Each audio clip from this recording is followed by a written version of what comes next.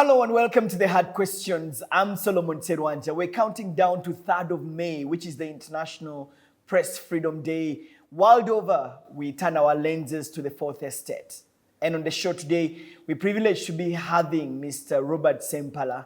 Mr. Ssempala is the Executive Director of the Human Rights Network for Journalists Uganda to cast a flashlight on the Fourth Estate. Is the media in Uganda independent? Are they free to do what they have to do? We'll talk about that freedom of expression and freedom of the press in this country as we build up to our democracy. Mr. Ssempala, welcome to the program. Such an honor having you and hosting you. I think it's the first time we're hosting you on the show. Yeah, thanks, Solomon, for having me. It's been a long wait, certainly, and I'm very happy to be in this space, especially at this time when we are globally looking at press freedom and democracy. So it's the best timing for me to be here, and I'm very honored. Yeah, firstly, I want to really appreciate the work that HRNJ is doing.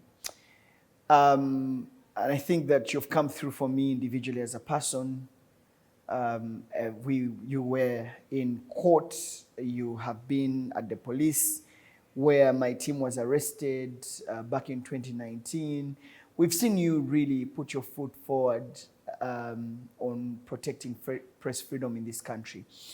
Speaking of press freedom, every year, the Human Rights Network for Journalists publishes the Press Freedom Index report, which sort of gives us a rough picture of how the media is doing and the environment that they're in. Could you briefly tell us about this year's report that HRNJ is releasing? Yeah, it's a long track of HRNJ profiling press freedom in this country. Every year, we've done this for the last 14 years. So we have accordingly produced 14 reports. We're now talking over the 15th report, which is the Press Freedom Index, the only one of its kind that showcases the state of press freedom in the country, that looks at different trends and patterns for press freedom, and that is a key informant to actors that want to, improve or suffocate whatever it is that they want. They look at this report and see where we are standing as a country. This year's report is not any different from the others. It draws its basis on empirical evidence that is cross-checked by different layers of experts to make sure that all that it covers or it captures is empirical evidence, to make sure that what we capture is relevant to press freedom and that it shows how we're faring. So this year, we are seeing a number of cases that still involve obstructing journalists from accessing news scenes, which is for us a worrying trend, because the security forces have now learned how to shy away a bit from the physical aggression to sophisticated means of saying we didn't touch journalists. You see, yet if it's an industry, Solomon, you realize that you need raw material. And the raw materials for a journalist or for a media house is the information that you get from the field, from your sources. And once somebody obstructs you from doing the same, they're certainly technically kicking you out of the industry. So that is persistent. We have a number of cases to that effect. We also have seen journalists being beaten physically, that physical aggression by security forces. Certainly the police is also taking the lion's share. It has been consistent, by the way, for the last 14 years. It's been winning every award for every year, in a bad way, certainly, because if you ranked the worst perpetrator of press freedom, you're not earning that reputation in a good way. Instead, it's a dent on the institution. But it is there, the military is there, the population, the key citizens are there, who we call the communities. And of course, the media houses themselves are not any free. In this report, they have a share of the cries of journalists that go to the field. But we also are drawing patterns of impunity if action is really being taken from when we've last published a report to when we are releasing another one, see if things are getting any better or worse, to see whether the mandatory orders are really taking key actions or that all is left to fate. So in this regard, this report It's a beautiful report compiled, showcasing the comparison with our East African patterns or other countries. Also looks at the legal frameworks, how enabling the laws or how inhibitive are the same laws in terms of press freedom. We also look at the owners of media houses, how facilitative they have been, or to the contrary, in terms of standing in for the journalists of press freedom, or they have entirely been business-oriented. This report really shows that there is a sizable or a visible response by the owners, as opposed to how it's been before. Today they are speaking out a bit, but they're not speaking loud enough.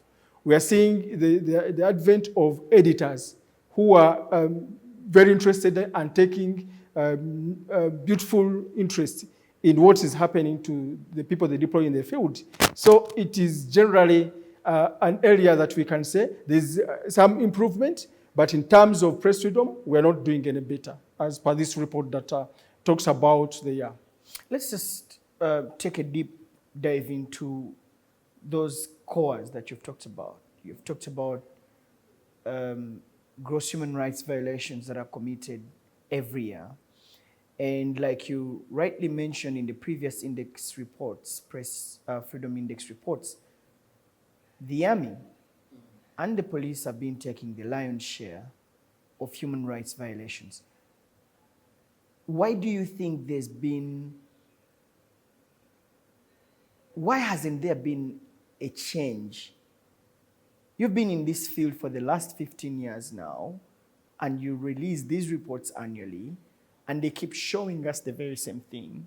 The police and the military leading human rights violators for journalists. And that is year in, year out. Why do you think this pattern keeps coming up? It's very hard, Solomon, to explain this, because we're talking of elite forces, both the army and the police, led at some point by lawyers who have always come out to say they're human rights activists in their offices.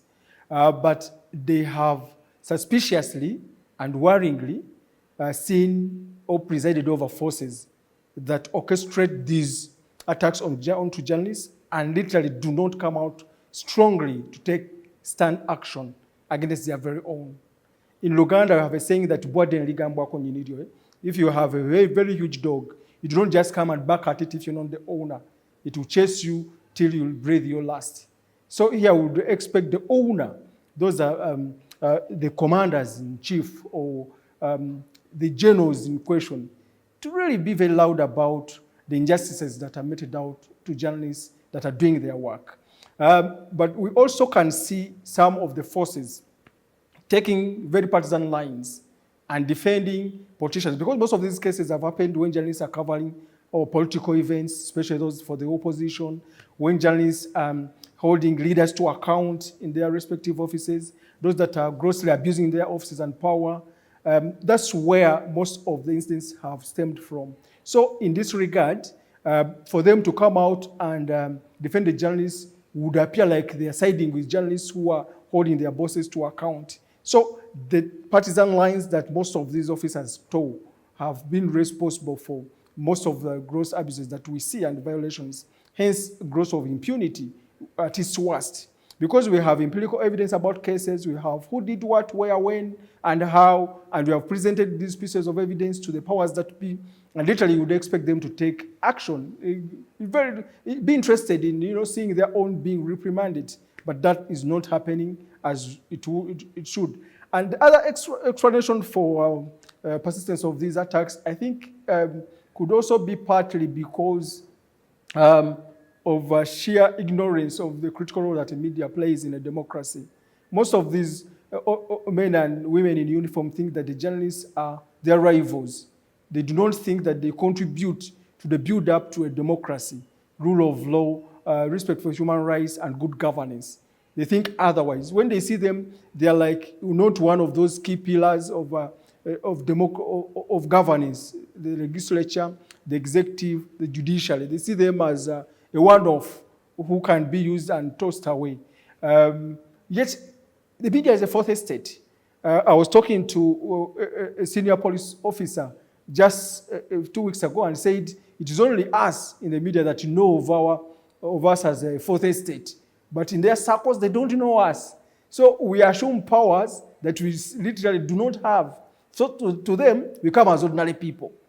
They confront us as ordinary people. They confront journalists as bypassers who should not be interfering with a lot of things that happen within those three circles that I'm talking about. So you would find the cabinet or the executive is pushing a journalists. The parliament or the legislature is pushing them away. And the same to the judiciary. And the journalists seem to not belong anywhere. And they only are owned up if they are appeasing the powers that be. Yet, for journalists to do their work successfully, they don't have to please you. You don't even have to like them or even what they are doing. You just have to learn how to live with the journalistic work within your society as the journalist playing a role of being the eyes and ears of the public. So that gap, knowledge gap, for me, is causing problems to all of us in the practice of journalism and those that are also at the helm of governance of this country. The other thing, of course, could be partly to blame on the journalists and the media houses that they work for, because at some point you see certain ethical gaps which are persistent. And you may blame it on individual journalists or at some point on media houses that are not doing enough to reinforce capacities of their of the employees. Because it's one thing to go to a university, to go to be before an excellent lecturer and takes you all through these do's and don'ts. But literally the difference, the field is practically different from the theory. And at some point you have to upscale the journalists on the practical realities of the field. And that may not be happening as it should be. But there are also media houses that are doing that. And it's no wonder that they have lesser cases when it comes to incidents that we follow up and compile, document databases for our annual Press Freedom Index. Many media houses certainly have tried their best. There are other attendant challenges that they face which limit their capacity to have the journalists operate at the maximum of their professionalism. And that is work for all of us in the industry that are into media development to identify these gaps and try to bridge them systematically in the short, medium, and long term. And this is certainly what we do as HRNJ, and of course other actors. I know that Serwanja with your team are doing an excellent job, and the media is not where it used to be. We are really making tremendous progress in the right direction, but there's still those challenges that characterize the media industry as a whole because of the three pillars of government trying to isolate the fourth estate. If they embrace the media as one of their own and planned together to have progressive, independent, and pluralistic media, would be having that. But we've not seen tangible efforts being made in that line. When you're speaking, I am reminded of the attack on one of the journalists at the Forum for Democratic Change party headquarters when the media was covering that saga. I think it was China who was beaten and she almost lost a tooth and bleeding. Yes, two yeah, teeth. and clearly she was a journalist. I mean, you remember the security forces then turned to the media people, and I think they were crying all throughout. Yeah. And just shortly, I got a call from a young journalist who told me, "Is that what you want me to go through?" And it sends shockwave down the spines of many young people in journalism school who want to come into the practice, looking at what's really happening to the people in the field. Many of them have shied away.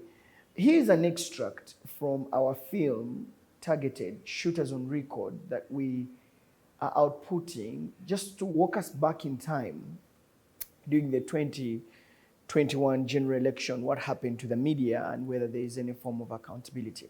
Watch. We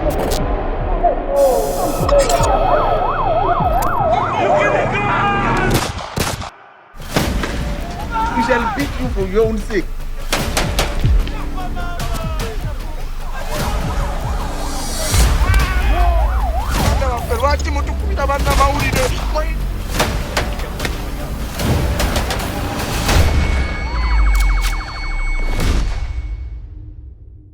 Mr. Ssempala, watching from, looking at that clip, it really shows the impunity that was showcased by the men in uniform, the police, and sometimes the military, joint security forces, literally pouncing on journalists. And it was very difficult to put it in a better way, but many of the journalists who were beaten and attacked during those elections said that they will not cover these elections. And a person like Ali Mivule has since left the newsroom.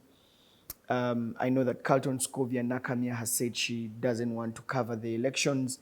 I know that Daniel Lutaya, who has also come out strongly to say he doesn't want to risk his life anymore. I know that Irene Abalo, for now, cannot practice journalism anymore as she used to be. It really was bad, and it sent a big message to many young journalists who would come in. My question, though, is since that incident happened,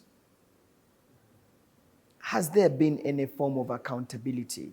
Because I know it's your day-to-day job as an organization that seeks to protect the rights of journalists.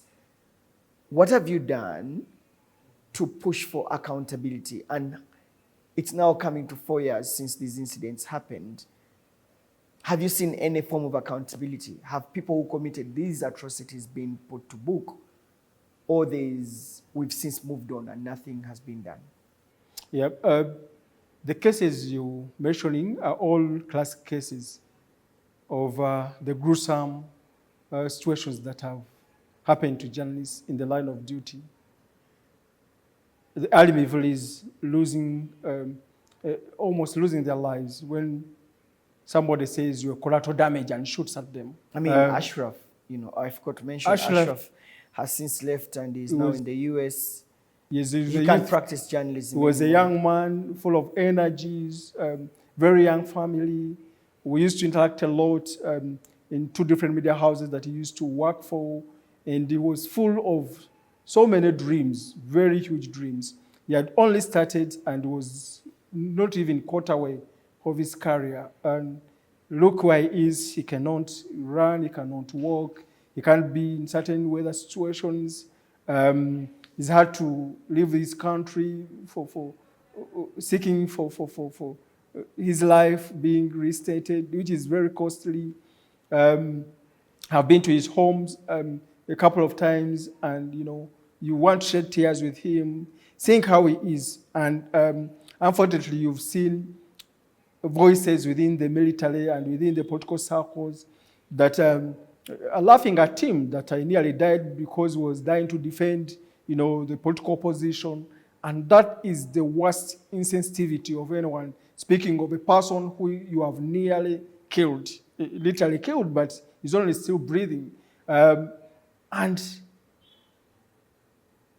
one day, Derek, you smash your own phone. Our phones are so dear to us, they're like our family. And then somebody says, you either smash it yourself or the worst happens to you. And because somebody has profiled you, blacklisted you. So there are so many cases that we can talk about here. And we have consistently followed through to make sure that justice is being done in situations where we have empirical evidence. Mr. Ssempala, has anything been done to the people who committed these atrocities back in 2021? Yes and no to many cases. For instance, when Jimmy Akena was beaten, you didn't mention Jimmy. Jimmy was beaten in the heat of those elections. When people protesting to have Bobby Wine released and was pounced on by the military. 5 men beating him on his head with sticks that are not even fit to beat cows. Guy kneels and, pleads for mercy with raising his hands and camera, and he's beaten. He's grounded in Gulu, doing petty things to make a living. He was a globally recognized journalist working with the Reuters. So that is an area that we engaged in as a challenge with the military to seek for justice for him. And certainly, there were controversies in such cases. The military would come out to tell us, we've handled this case, the journalist is okay.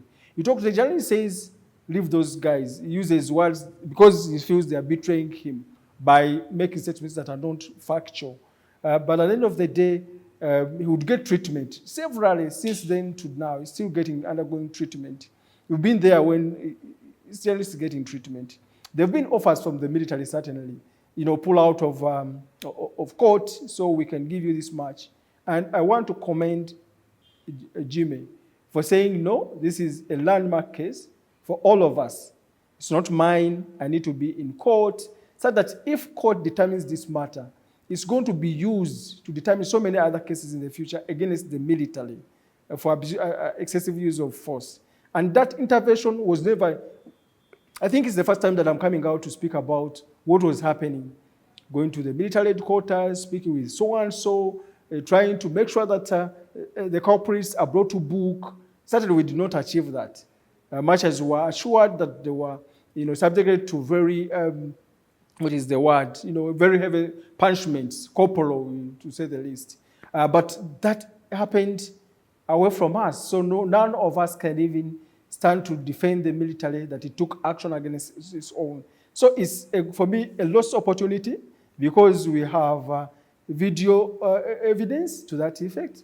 We have eyewitnesses to that effect, but the military is not willing to take action against its own. And the same case with the Ashraf Kassiri's cases and many others. So there is a culture of impunity. Even when we try, we can only do so much, to say this, Solomon, because we've had engagements with the military, with the police, dialogues, and talked about these things through, then gotten assurances from the same people, only for things to get worse the next day, and at the hands of the very people that gave you assurance. They have a very lame excuse that is the men on the ground who don't know most of these things. For them don't know human rights. For them don't know how media works. And that is a very lame excuse for any leader to give it as a justification for your forces being violent and against people that they're supposed to work with in the field. Because the military and the police and other security forces are supposed to live and let live. We work in the same way. So to me, we have succeeded, one, in at least sensitizing some of these forces about what is happening and the dangers of beating journalists. We've come up with a very well-sourced documentary to that effect, where these victims are speaking about how they were attacked, the impact of the attacks, and what it has had on their professional careers. Mr. Ssempala, in a nutshell, you're telling me nothing has been done since these violations happened. People have not been held accountable. No one is in jail. No one has been prosecuted. No one has been brought before the police. Professional Standards Unit. Sarah Chibika heads the Professional Standards Unit. We were with her recently. We had a talk with the top police officers. We watched together this documentary, and we said these are not hearsays. These are cases that happened. You are seeing them. You see your very men. And I'm very happy about the feedback. Some will say this is criminal. And others were saying, I think this was, misreading of situations. They all had different situations. But I'm happy about those that said, these are criminals. How come they're still in our uniform? And these are the voices that we need to cultivate within the forces. Because there are people who really appreciate and understand that journalists are supposed to be defended. But these people are not given room to speak. They're not given room to act. And so they're dying holistically as a force, even when they feel what is being done is wrong. Mr. Ssempala, year in, year out. So let me add just one little thing. There are some journalists that have been compensated with their cameras. There are some journalists that have had their medical bills met by the forces where the perpetrators are coming from. But we are still lacking on an opportunity to parade these people in courts of law and be held personally liable to serve as a deterrent, as an example to the rest of the forces, that once you do this, you cross your lines, this awaits you. We're still missing a lot on that note. We have gone to court. We have over 16 cases of that nature. But getting a case heard and being determined is very hard. Yeah. So in that regard, some judges have even retired to fate. They beat you, say, now what will happen? Ssempala, you're my friend. We know you guys have tried, we have this evidence. But are they going to investigate? Because the first line is investigations. Because now you have the Attorney General taking up cases. So if they see you have a very good case, it's a private case, they say, okay, we're getting interested, and then drop the case the next day. So it is really hard for all of us. But all we have is hope, because we have continually sensitized the journalists. We have continually done a lot of advocacy to influence the mindsets of the wider population, just beyond the journalists. Because we have widened this to even the citizens to be able to speak out to these heinous crimes committed against journalists with impunity. Okay. I mean, the reason why I was really listening to you deeply is because the media is a very big pillar in defending our democracy. And looking at what happened in the past and how the media has been treated, do you think it's going to be any different as we build up to elections? I mean, the elections calendar is already out. Very soon we're going to get into intense campaigns. Flash a spotlight into the future and paint for me a picture of whether you think, learning from the past, that the security forces will do much better. What do you foresee as we get into 2026 in as far as press freedom is concerned in this country? One, I will draw my analysis from the speeches that have continuously been made by the political heads in this country. Be it on the very day where we're supposed to have support of everyone, that is World Press Freedom Day, you have lying political leaders come to trade off blame and accuse journalists for being unprofessional, for being biased, but partisan, so many things, instead of taking responsibility for the crimes committed against journalists and demonstrating efforts to end the same. Drawing from our different elections, not only 2021, but many that have been fairly chaotic and that have not been facilitative for journalists to do their work. 2026 might be another chaotic time if we do not labor so much to change the course of events. Today we have a professional army person who is the CDF commander of the Defense Forces. You remember a statement he made to the effect that if he ever became president, journalists would face it rough. And that statement has never been retracted. It still stands. So if now is at the helm of the Defense Forces, maybe if somehow, somewhere, he comes out to say he was misquoted, he didn't mean harm for the journalists, and that things won't be as ugly, I still see a replica of so many things that have, characterized journalists in the field. But also, the level of sensitization of the citizens ahead of the general elections in 2026 is extremely low. We have institutions that are supposed to undertake this work that are not doing it. Even when the offices are open, like they do not close. So meaning they are continually supposed to be impacting elections gradually, not only waiting for 2026 to act. That's where you see a return of this training, this sensitization, this. When people are already polarized between so much. So for me, I'm still very skeptical whether we have done enough to deter the reoccurrence of the violence of 2021, where the military will come and round up all journalists, where tear gas canisters will be hurled onto cars carrying journalists, well-branded, cars well-known for belonging to media houses, and most of these journalists even work for government media houses, but the mercy on these journalists is not anywhere. So I think we have to do a lot of soul searching. One, in the military, in the police force, just even as citizens, the political class, to place journalists where they belong, ears and eyes of the public. Someone, it baffles me when a journalist will say, I'm safer, not branding myself, because here I will be identified. So let me move as an ordinary person. Where a journalist is putting on military wear in terms of expecting bullets in time. How did we even get there as a country? Where journalists who are not vying for political offices are targeted, just like the documentary release said, they targeted. People are targeting journalists, scaring away potential brains that we are supposed to retain in the industry. Like you said, people running away to safer jobs that may not even be earning as much, but feel secure. The gray brains, like gray-haired people, the senior colleagues have all run away.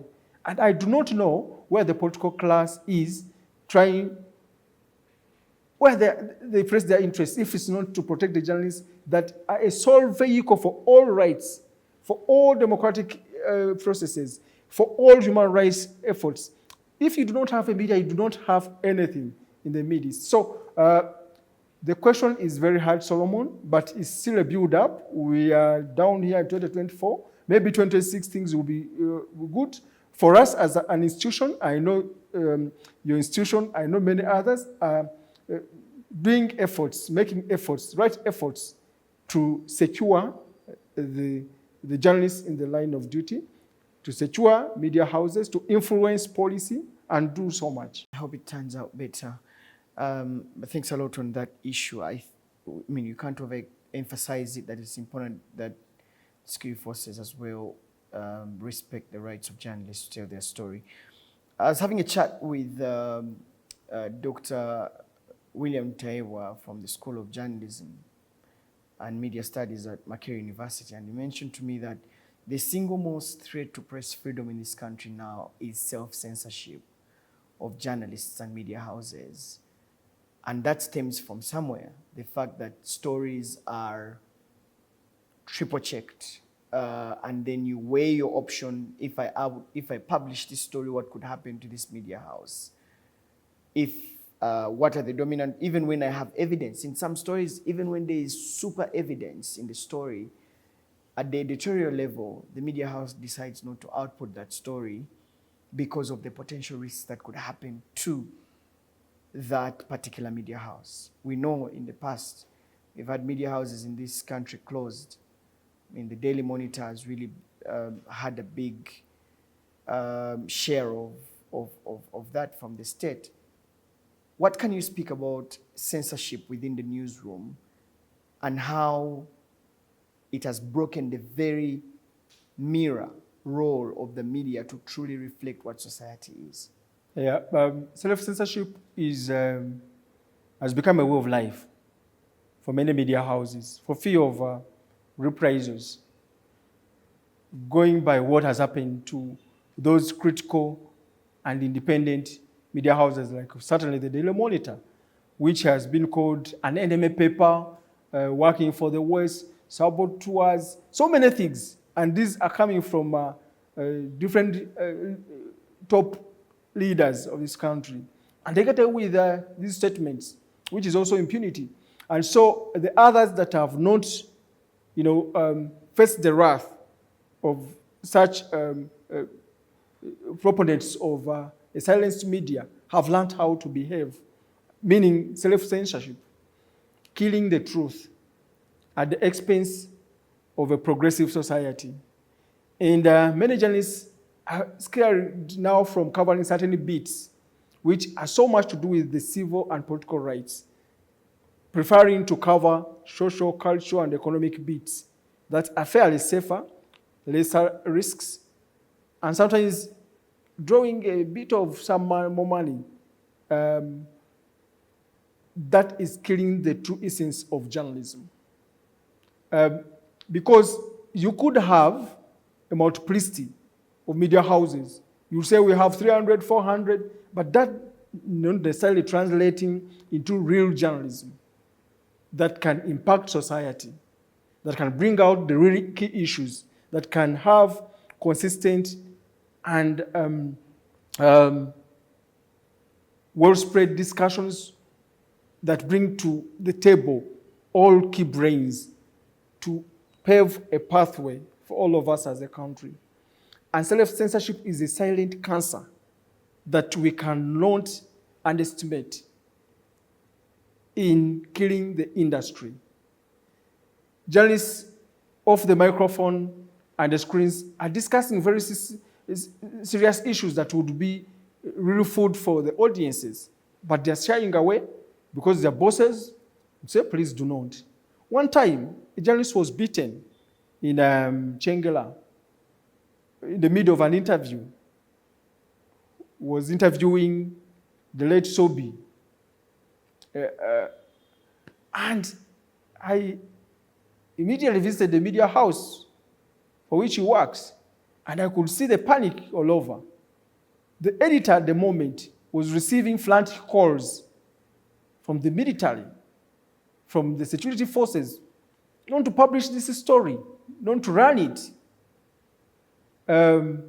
until the editor then had to switch off their known phones to say, Ssempala, this is too much pressure, but we need to carry this story. There are not so many editors that are that firm to stand for the colleagues. Others will kill it and start stories that do not merit, instead of crusading for,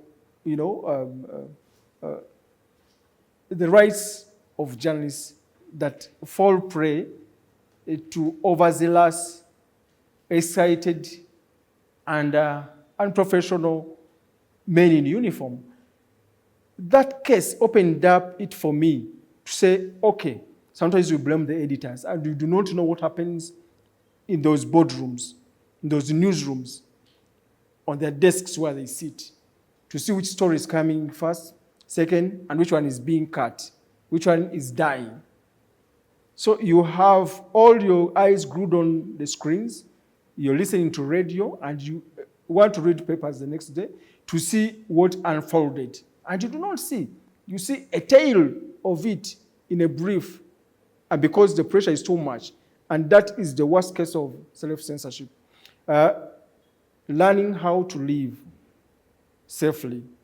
And that culture is best entrenched by the owners of media houses who are looking at the media houses as a classic business that is not supposed to be jeopardized by external forces that are not feeding into their profit margins.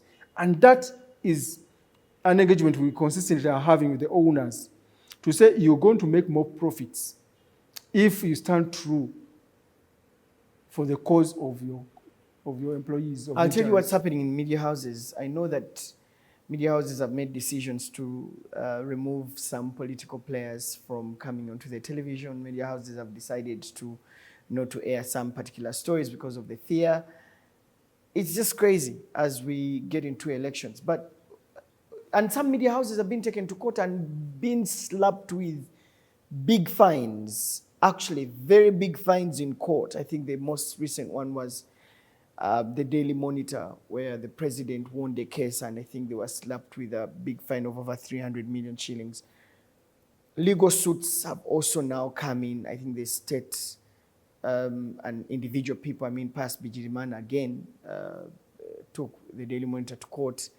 Again, he won the case and all that. So these cases have really been rather weakening the financial stability of the media houses, and therefore people get to triple think about the stories they are doing and whether it will not get them problems. But I wanted us to leave that front and I wanted to add something. Given the nature of the content in most media houses is more entertainment, because it's safer, more fashion, more education, edutainment, and less of those critical issues that we're talking about. And that is also a classic case of self-censorship. And how does that affect our democracy? It affects it fundamentally, because if you are going to be true, to your democracy, you must have platforms for discussion of critical issues or the tenets of democracy should be made stronger every day so that you protect even those voices that you do not like to hear. So that you create spaces for people to dialogue, to exchange views, and you draw lessons from there as opposed to suffocating them. Yeah. We're walking a long talk. We're walking the long walk to democracy. But we may not get there if the journey is characterized by what we're talking about. And some people will come and tell you we are driving towards a democratic society. But how? If the key tenets are being, cut down, and the media is just one of them. Yeah. Do you think that media houses have also failed journalists? And let's talk about it openly. We've seen senior journalists leave the newsroom, and if you have an opportunity of speaking to them, many of them are leaving for greener pastures. They have gone into public relations. We have media houses in this country that pay people 5,000 shillings per story. I just came back from up country, and journalists were telling me they are paid 2,000 shillings per story, 1,000 shillings per story. Radio journalists up country. We have journalists who are, who are being paid as little as that, and we expect them to give it all to come and report news and reflect what society is. And these conversations of journalist remuneration always come towards, International Press Freedom Day. And I sort of sometimes sit back and say, okay, what has been done to advocate for better pay for media, for journalists? Has there been an improvement from the previous year? And you'll hear all of us talk about pay of journalists every press freedom, every 3rd May when we're discussing press freedom. What can we do to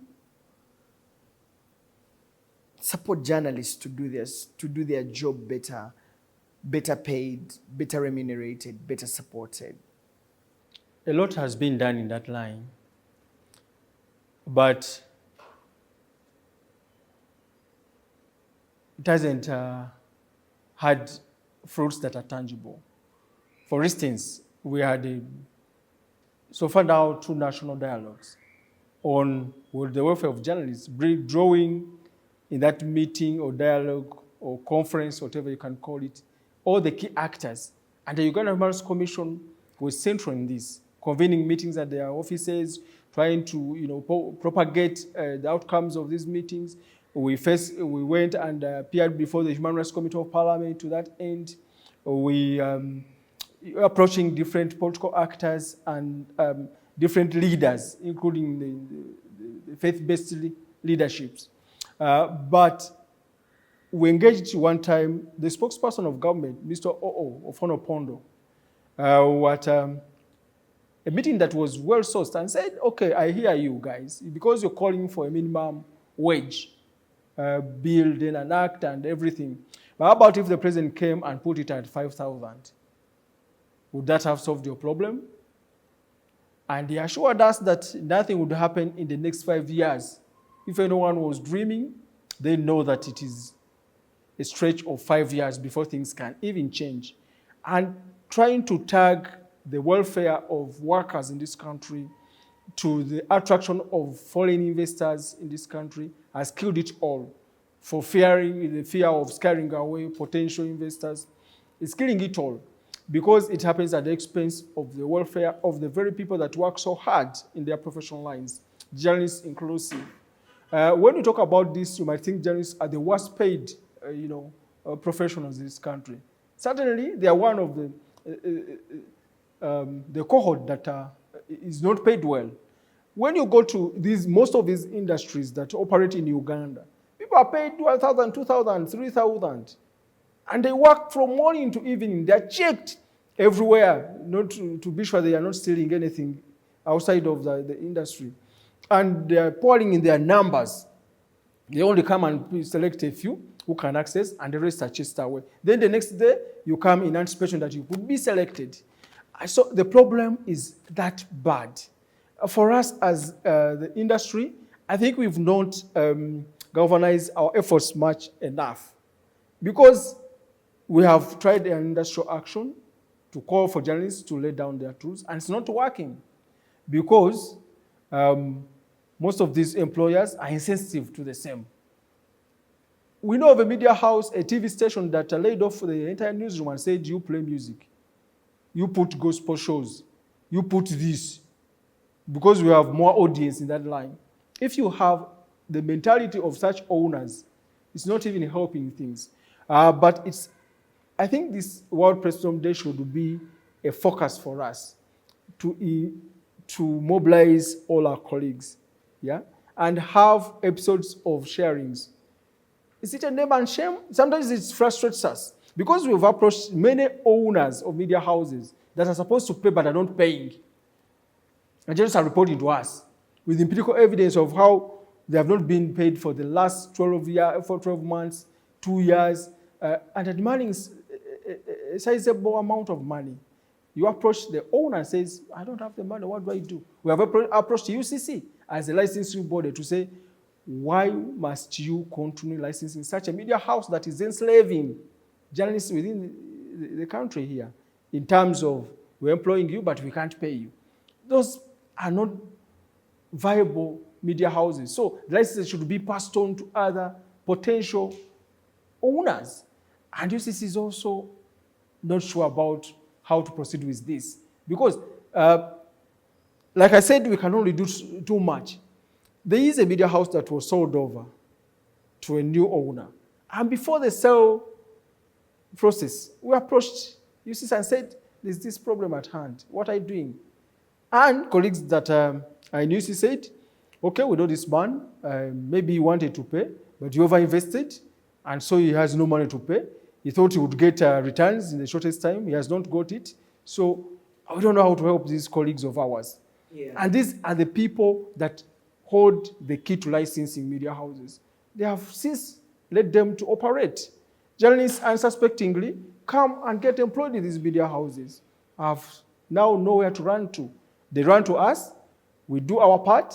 We engage the power owners in this area, in this industry, and they have not seemed to help enough. All right, you're reading from the Book of Lamentations, and I mean, nothing has been done. Lamentation is a very serious book in the Bible. Yeah, journalists. But in here, practically, somebody was telling us that, okay, you guys, you played a soccer game, a football game with the military. Why would you? And the owner said it was their way of engaging the military, together with the editors. And so, as the media development actors, were saying, we are not playing that game. Remember, Serwanja, that discussion. And then the military said, okay, if they beat you, you run away. And you run away to where? Where are you running to? You literally are running to nowhere. Do I make sense? You do. If you're running to nowhere, Serwanja, and you feel like I run to Serwanja, you run to him and say, Serwanja, why are you doing this? If Serwanja insists on doing the same, then you devise other means. We said, if the game is happening and doesn't bear fruits, then we employ other tactics. But we can't ignore dialogue. Because I'm a human rights defender, certainly. I won the EU award. I've won so many other awards. I know, Serwanja, you have in the same line. But for us to make impact in that line, you're not violent. You're not supposed to be violent. Anyway, employing violence is untenable as a human rights defender in that line. We have tried to restrain ourselves from being violent. But at some point, we have chosen to follow from the back so that journalists can demonstrate their anger and dissatisfaction. And that sometimes takes a violent twist. And they are justified in a way for me. Because if you're not paying a person, they're angry people. Yeah? And people who are not having food, hungry people are angry people. You get what if you're not eating, right, you're not supposed to be smiling all through, you're supposed to be angry. And expressing your anger is one of the key messages that you can send to Serwanja or other people. Mr. Ssempala, our time is fast spent, but in just 30 seconds, you've reported these gross human rights violations to the Uganda Human Rights Commission. Has it been a toothless dog?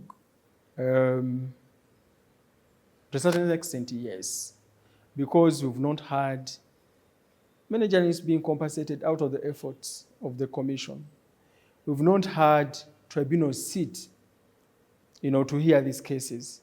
There's that time when there was no substantive EC chairperson, and we understood. But even before then, and after the substantive head is in there, you do not see the commission holding to account the powerful that are the real perpetrators of violence against journalists. And that is baffling. Of course, we really understand the challenges that the commission has, but they should demonstrate efforts to liberate the men and women in the newsrooms, in the media houses that are running to them for justice. If you do not, then you outlive your usefulness to these journalists and the industry. And I'm sure the Human Rights Commission is supposed to be the busiest of them all, because there are so many other violations that happen in Uganda, including the ones to journalists. I've learned how to speak in terms of not only journalists, but many other people, because my neighbors would say, but you useless, because you always speak about a few other issues. Here, in our society, we do not have a journalist, so how relevant are you to us? So I learned how to go to the police, how to go to the LC, how to go to these spaces, and there you see lots and lots of abuses and violations that happen to many other Ugandans. So we are crying, but we think we should cry louder for even other people as journalists. Mr. Robert Ssempala, thank you for speaking to us. Thank you for having me. I know we cannot exhaust our talk, because journalism is one of the oldest professions in the world, and to this date we're still grappling with these challenges. Hope one day your efforts, my efforts, and many others will bear fruits that are very tangible. All right, thanks a lot. Well, I've been speaking to Mr. Robert Ssempala. Mr. Ssempala is the Executive Director of the Human Rights Network for Journalists Uganda, casting a spotlight onto human rights and journalism, the Nexus. But as I conclude this show, I just thought I would take a second to just talk about, the media in Uganda. HRNJ released a report last year, and it was talking about the uncertainty of media in Uganda. We've seen media houses close in this country, journalists losing jobs and leaving because somewhat the business is getting tight. I've spoken to different media owners who are saying it's now increasingly becoming difficult to meet the bills, and therefore they have to think very hard on how to keep the media houses open. And when you engage them on conversations about remuneration, it has really been business is not doing well. So question is, what can we do to keep the media alive in this country? Because as we all know, the media is very important in shaping our democracy and defending human rights. And what are the available opportunities for us to keep the powerful accountable? That is a question to ponder. I'm Solomon Serwanja, and this is The Hard Questions.